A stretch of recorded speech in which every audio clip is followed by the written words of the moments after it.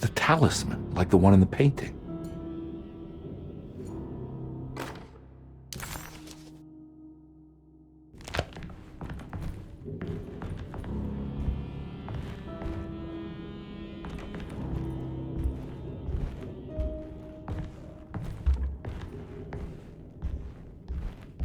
I think it's meant for the talisman.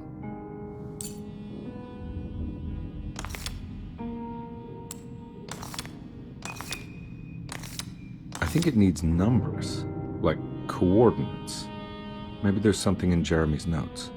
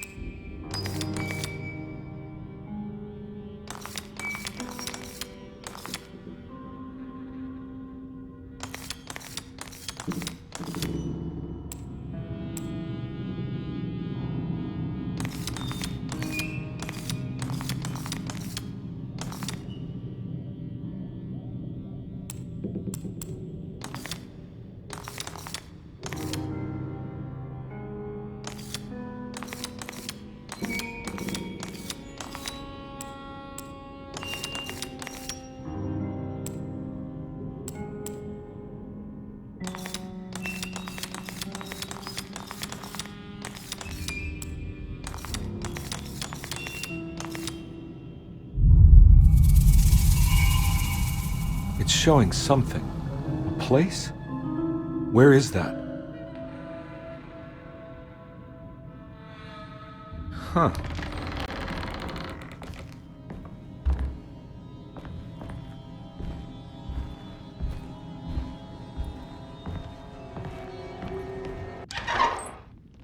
Detective, I was wondering when you were going to show up.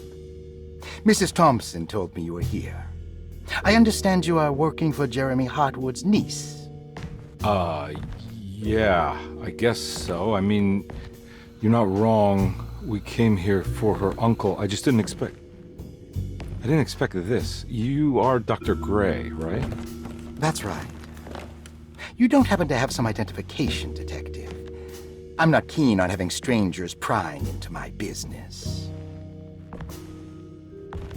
Oh, Detective Edward Carnby, Decatur Street, New Orleans. Enjoying the Vieux Carré, Detective? Those old French quarters, the voodoo people, the gangsters. I'm sure you live an exciting life. Well, it's not quite like the stories, Doc. Just trying to make a living. Aren't we all making a living? Well, welcome to Deseto, Detective. I hope your time here will be useful. Now, what can I do for you? Why don't you tell me where I can find Jeremy Hartwood?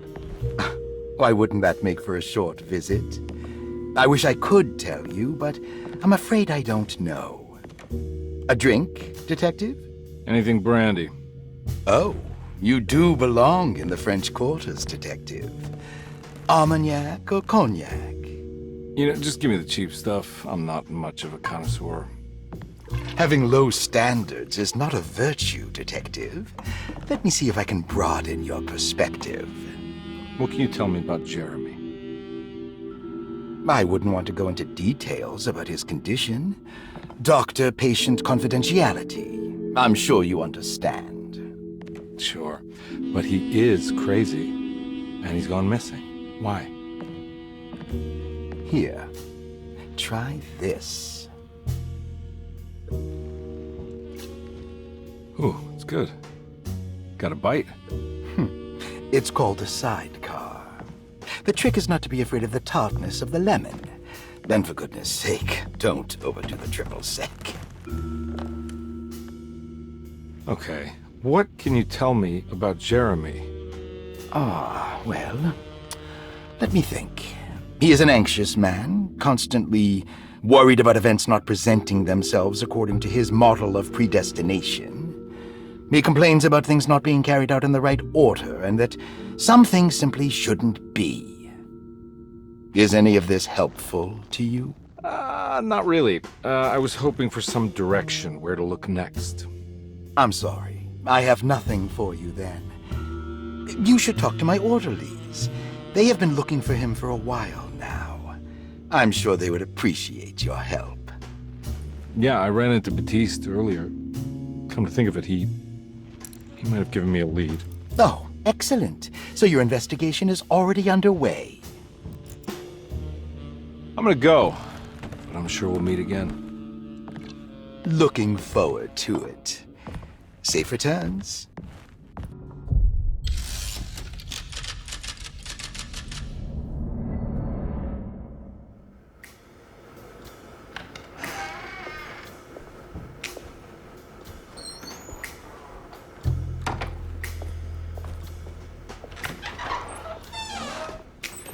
Detective Carnby,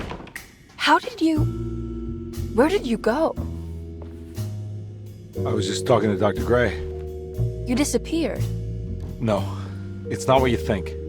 Have you found anything strange going on here? Yes. Everyone is being incredibly evasive and I can't figure out why. No, I mean something you can't explain. Paranormal, even.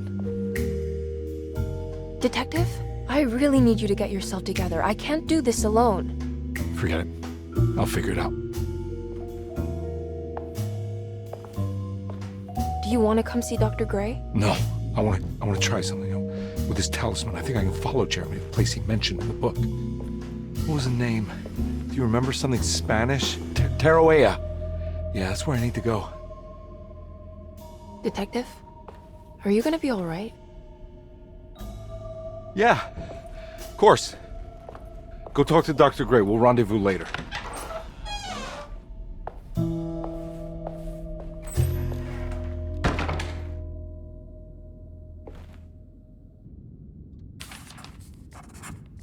This talisman brought me back from the French Quarter in the blink of an eye. If Jeremy can travel so easily, then he could be hiding anywhere, even Tarawea. If he can do it, so can I. I just need to figure out how the talisman works.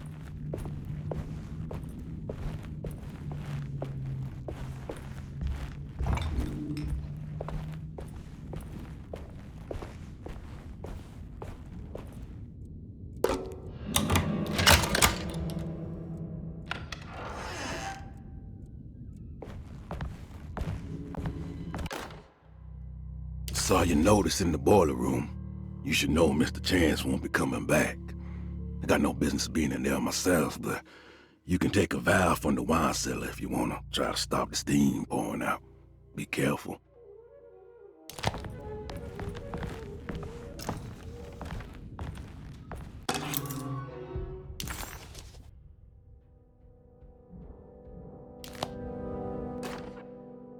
Dr. Elmore Lee Gray is DeSeto's chief doctor.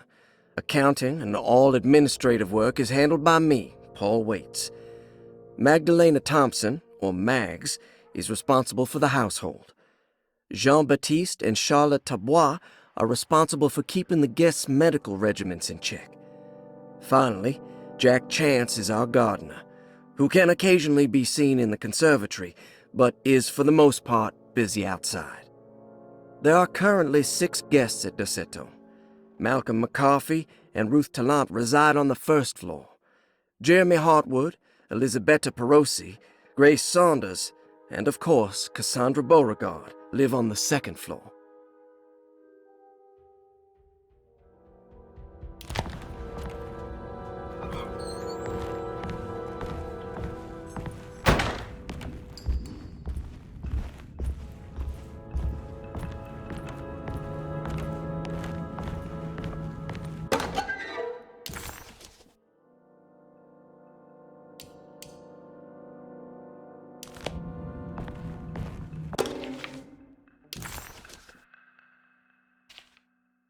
Cassandra Beauregard, the beloved author.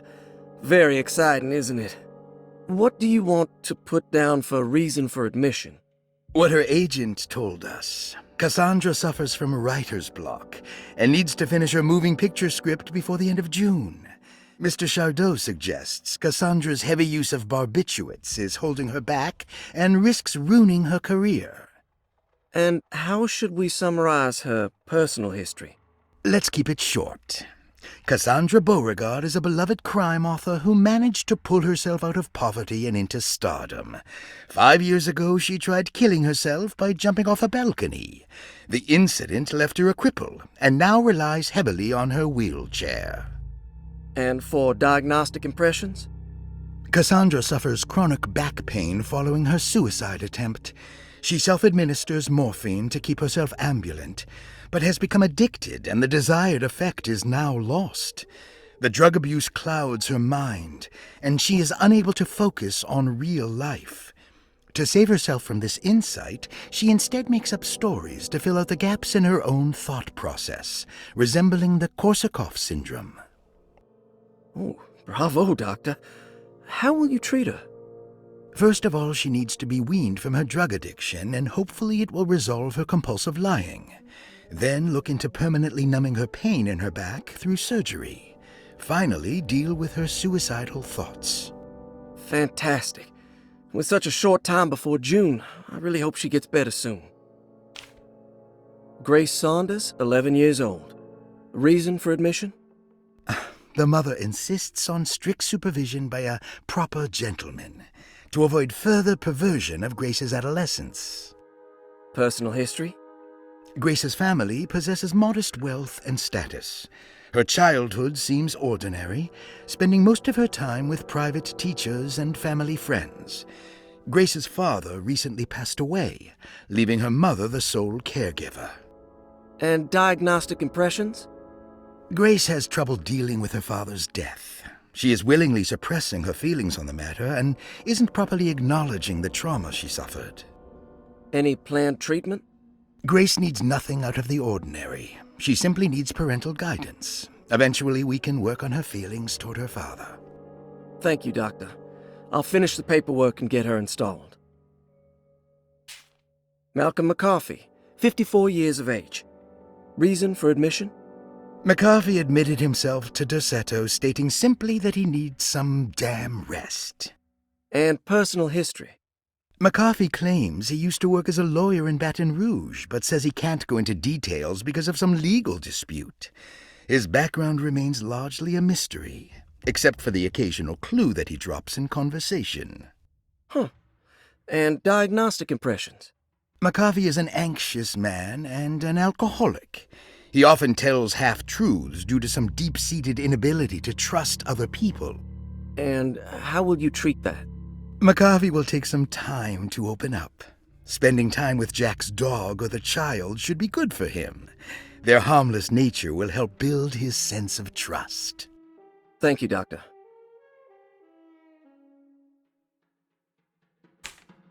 Elisabetta Perosi, 33 years old? What should I put down as reason for admission? Well, Perosi broke into Derceto and was found wandering the grand parlor. She was confused and suffered partial amnesia. She insisted she belonged here and offered to pay for her stay. Right. What do you make of her story? Perosi claims to have been a member of the Astarte artist colony some 20 years ago. A claim that seems contrafactual due to her young age. She looks to be, and even thinks she is, 33 years of age. That would make her a child at the time. It seems fair to say that Perosi's story is untrue, deliberately so or not. Diagnostic impressions? Do you have anything? Perosi's story is peculiar, because she retracted her story about the artist colony. She no longer claims to be the same person as Elisabetta Perosi. However, my staff's research has confirmed there was a Perosi at that time who was in her early 30s. I suppose this case will take some time to investigate. How will you go about it? I wanted to contact the real Perosi, but it seems the whole colony disappeared one night. September 29th, 1915, during a hurricane. I will have to take it slow and figure out what this spell of impersonation could have been. Oh, I'm sure it will all clear up eventually. Ruth Talon, 29 years of age. Reason for admission? Ruth's father wishes that his daughter be removed from New Orleans nightlife for the foreseeable future. He fears that her overly free spirit is tarnishing the family's reputation. Sounds simple enough. Personal history? Ruth comes from considerable wealth. Her family owns several hotels and restaurants. Unlike the rest of the family, her sense of adventure has taken her around the world, including France during the Great War as a photojournalist. The last decade, she has provoked many rumors of being a debauched flapper, bordering on nymphomania. And diagnostic impressions? Despite her father's frivolous reasons for her to be admitted, Ruth does seem to provide an interesting case. She is refreshingly open and doesn't shy away from talking about her life during the war or her continuous celebration after returning to the States. She is admittedly a sexual deviant and feels no remorse. And her treatment plan?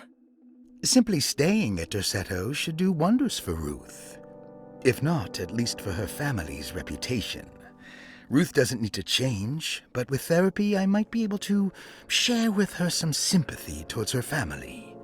I doubt she will settle down and become as dull as the rest of them, but at least she might try to be more discreet in the future.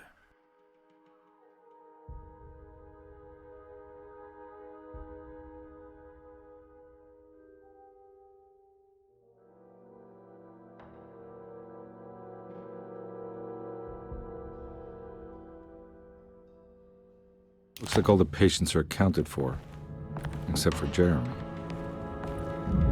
There's no way I can get into this thing. Better leave it alone.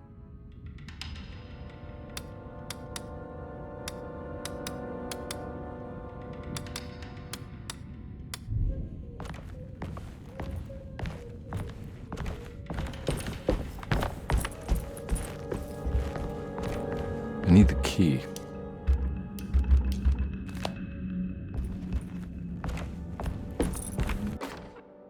Paul, you're right about the plates on the boiler and the clock. They have been sabotaged, and I think I know who did it. They have something to do with Jeremy's episodes and how he seems to disappear at night. Right now, it's important that you keep an eye out for any of the pieces. I want to find out if I can repair the plates. Let me know if you find any of them. Lottie. Tell Lottie to take a look at the well in the kitchen garden.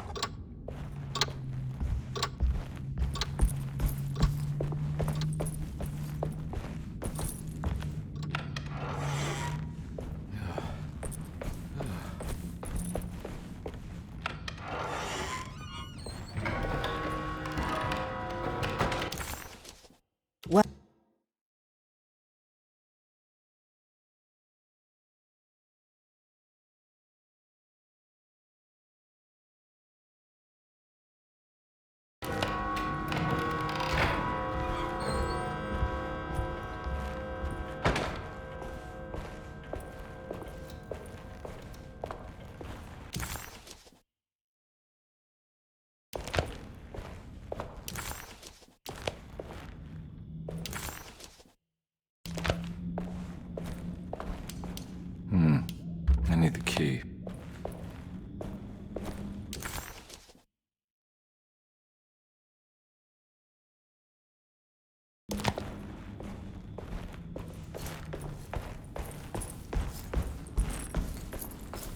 I'm not gonna walk out of this now. I need to help Emily save her uncle.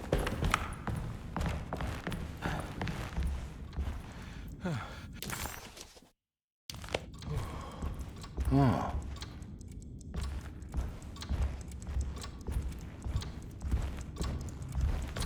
It's stained.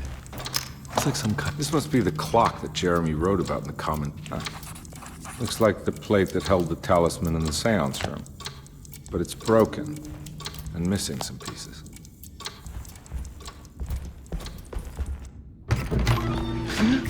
Yeah, sorry, Detective. Didn't mean to obstruct justice or anything. That's fine.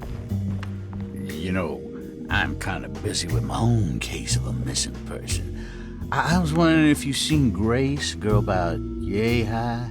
I can't say that I have. Why are you asking? Well, I'm looking for her. Is she in trouble? No. She's just hiding somewhere. But we can't have a rascal like that running around unchecked. At a time like this, you understand?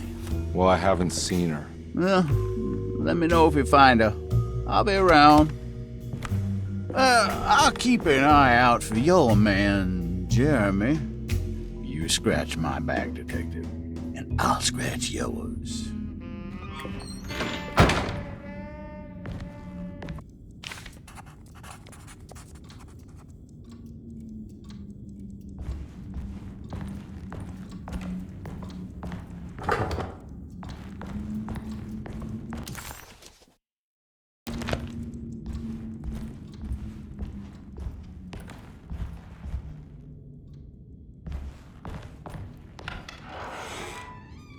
Looks like everything's back to normal here.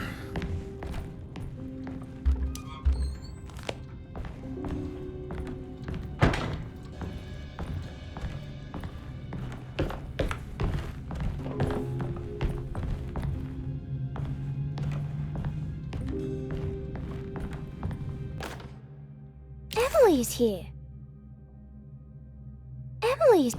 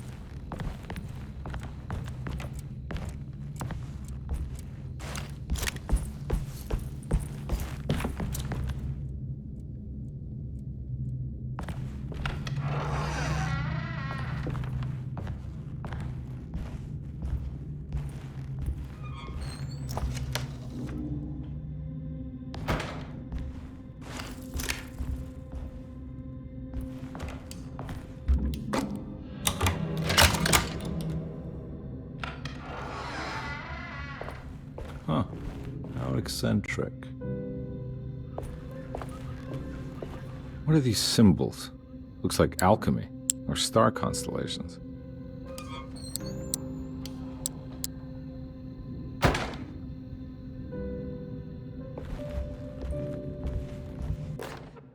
I did it! I crossed the thresholds to my intended destination without a focusing device. My talisman now knows these roads, and I have no need for the plates. I can find my way to Lafayette as easy as I find my own room. I visited the grave of my father and seen the oven waiting for me. Thank you for opening these doors. I now must summon my courage and go back to that hateful mound outside the oil rig. I hope you'll be feeling better when I return. Jeremy.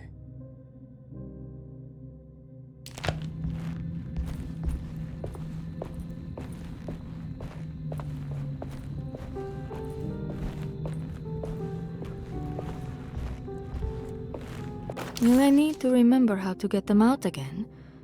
They are locked up for good reason.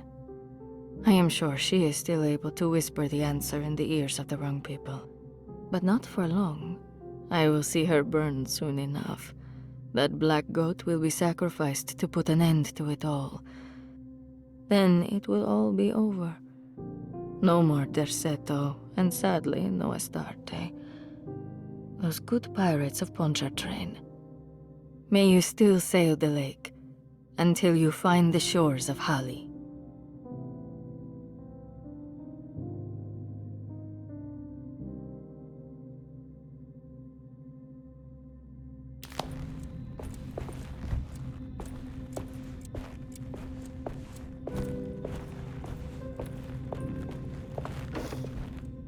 These paintings got some grim-looking rot on them.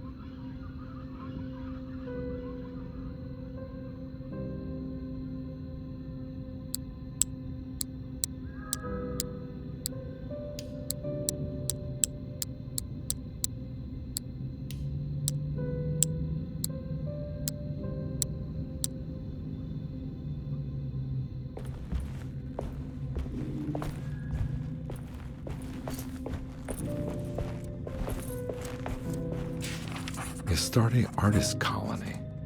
I remember hearing about their disappearance. Must have been 15 years or more now.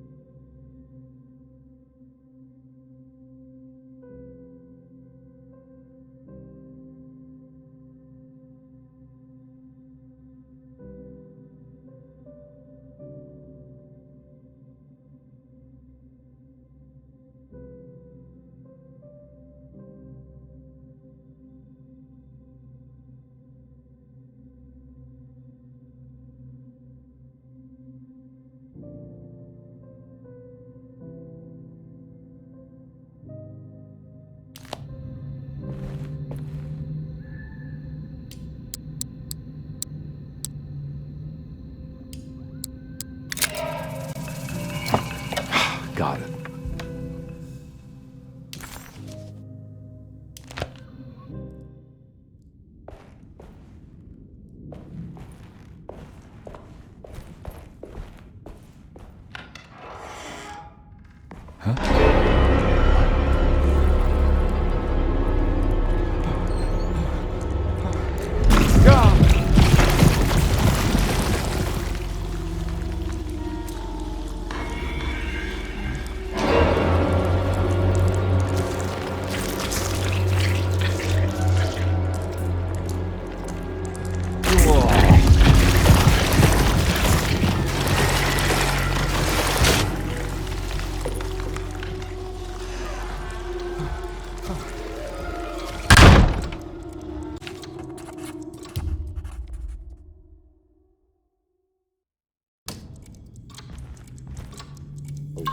What happened? Everything's normal again? Right.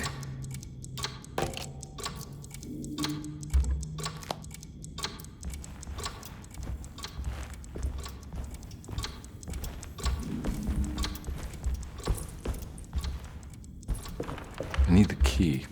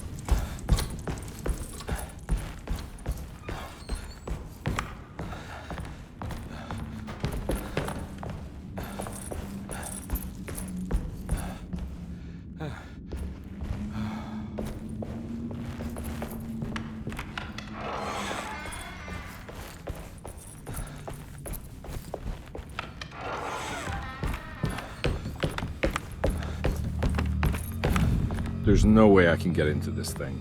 Better leave it alone.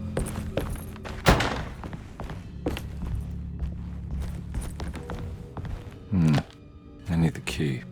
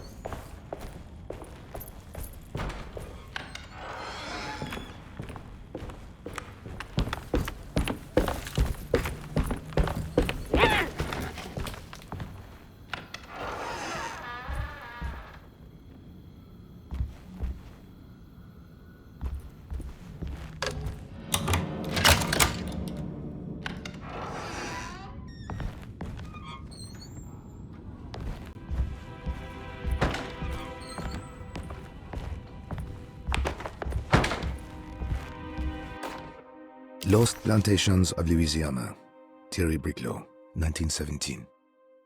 Derceto was a small plantation on the eastern shore of Lake Pontchartrain. The land was considered difficult for industry and was sold for only $30 to Elijah Pickford in 1818.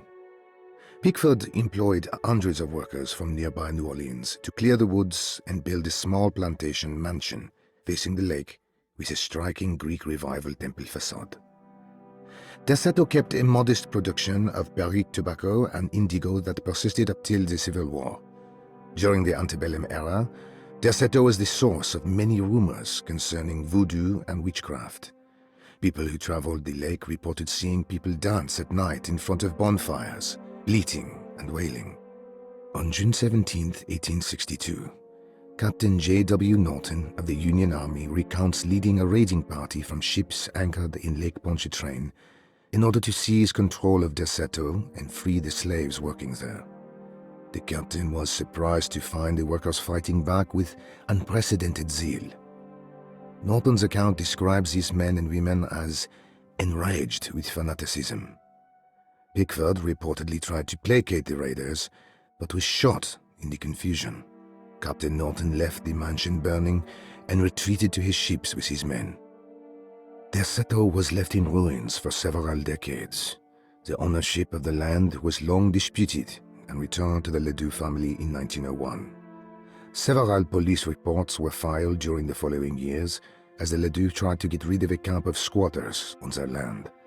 The police made several visits to remove the trespassers, but the people kept returning. On November 1st, 1907, Inspector Legras of the police charged a deadly attack in order to save several children kidnapped by the squatters. Many were killed, and even more were jailed. The following year, Ledoux rebuilt their...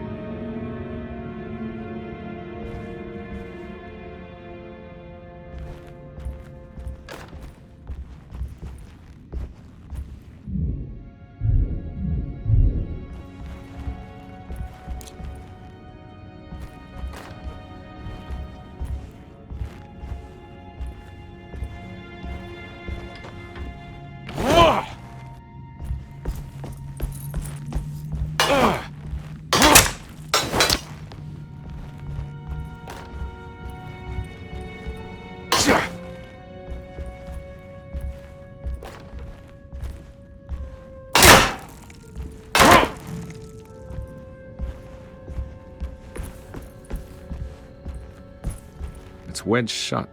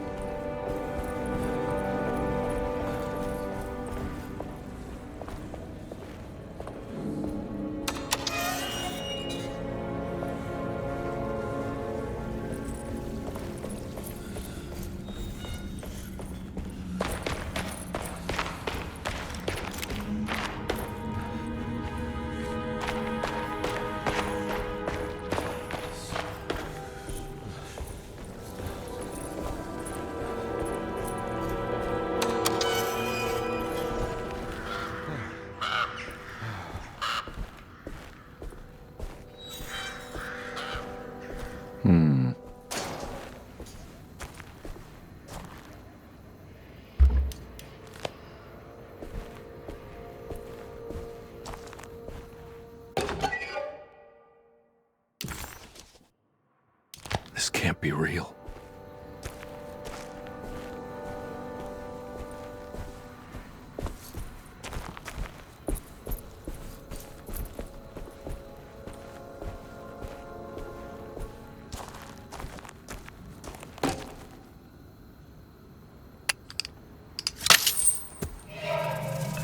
Got it.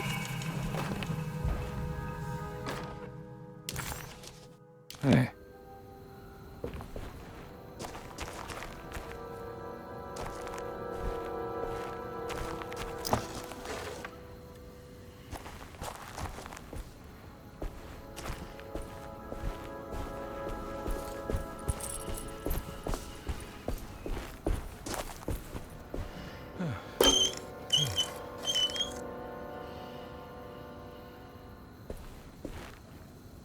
Hmm.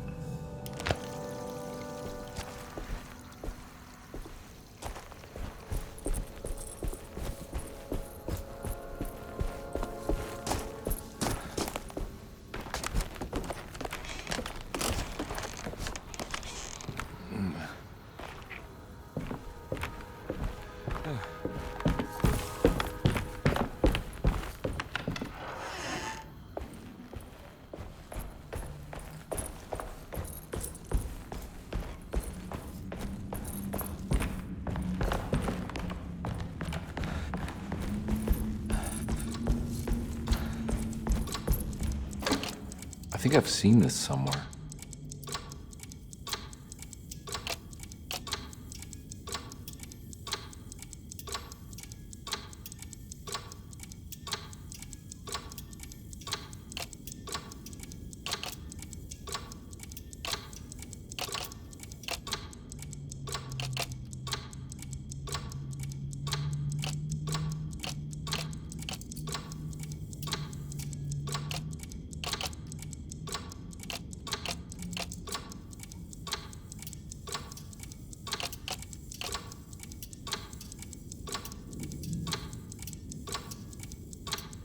There was something in the Commonplace book about this.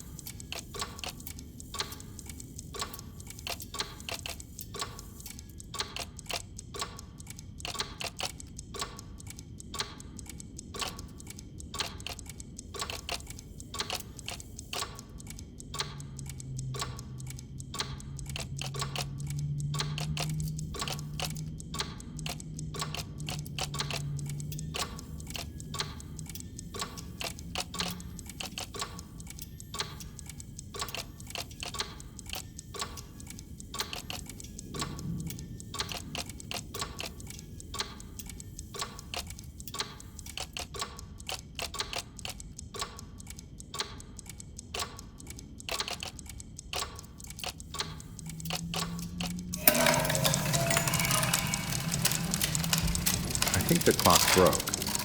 Or maybe it just stopped at a very precise place.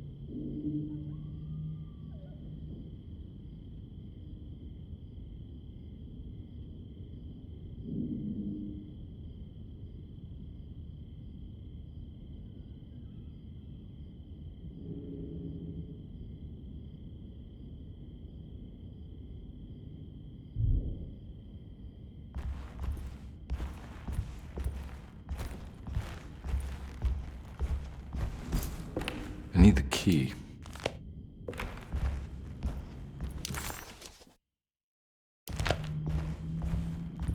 Huh.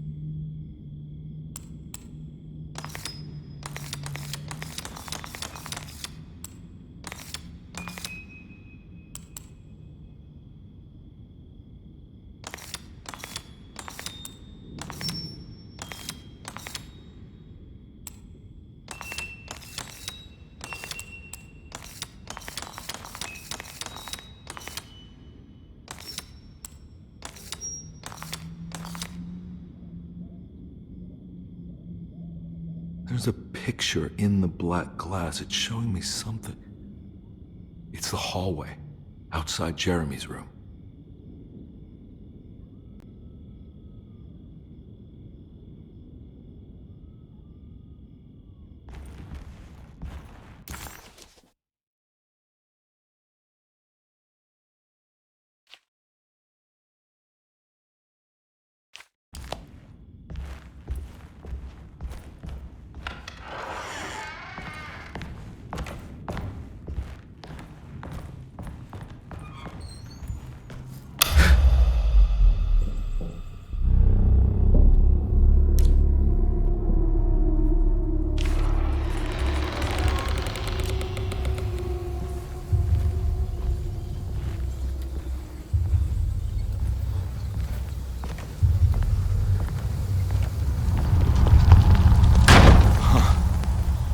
Made it.